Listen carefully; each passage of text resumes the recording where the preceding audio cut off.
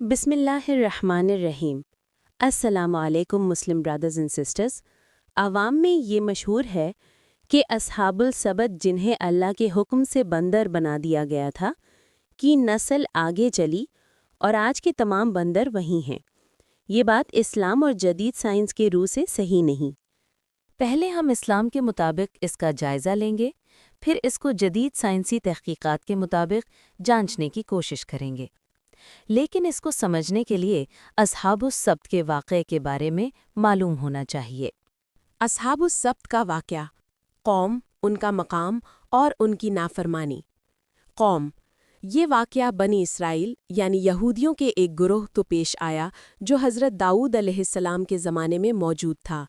مقام، یہ لوگ ایک ساحلی شہر میں رہتے تھے جس کا نام اکثر مفسرین نے ایلا یعنی جسے آج ایلات کہا جاتا ہے بتایا ہے، اور یہ سمندر کے کنارے آباد تھا۔ نافرمانی کیا تھی؟ یعنی کیوں عذاب آیا؟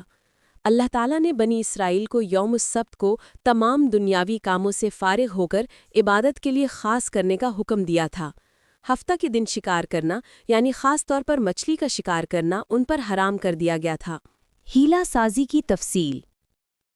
اللہ تعالیٰ نے ان کو آزمائش میں ڈالنے کے لیے ایسا نظام بنایا کہ ہفتہ سبت کے دن مچھلیاں بڑی تعداد میں پانی کی سطح پر تیرتی ہوئی اور اچھلتی ہوئی کھلے عام دکھائی دیتی تھیں۔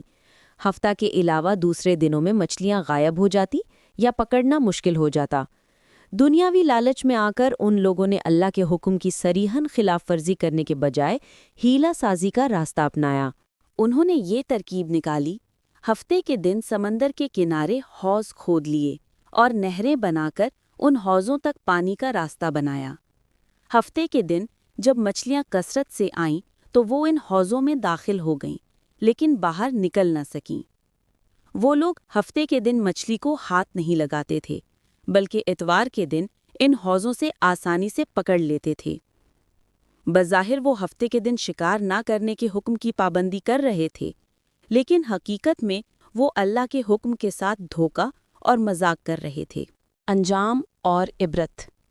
اس قوم کے لوگ 3 گروہوں میں تقسیم ہو گئے تھے۔ گناہ گار گروہ جنہوں نے ہیلا سازی سے شکار کیا، یہ عذاب میں مبتلا ہوئے۔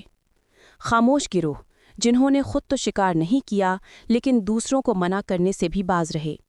ان کے انجام پر مفسرین میں اختلاف ہے، لیکن اکثر کی رائے میں یہ بھی عذاب سے نہ بچ پائے یا سخت وعید میں شامل ہوئے۔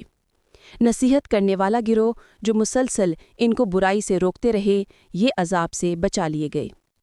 اللہ نے نافرمان اور ہیلا ساز گروہ کو بندروں کی شکل میں مسخ کر دیا جو کہ ایک ذلیل اور عبرتناک عذاب تھا۔ قرآن مجید میں اس واقعے کو مختلف جگہوں پر بیان کیا گیا ہے۔ سب سے واضح تفصیل سورۃ الاعراف اور سورۃ البقرہ میں ملتی ہے۔ سورۃ البقرہ آیت 65، سورۃ الاعراف آیت 163-166۔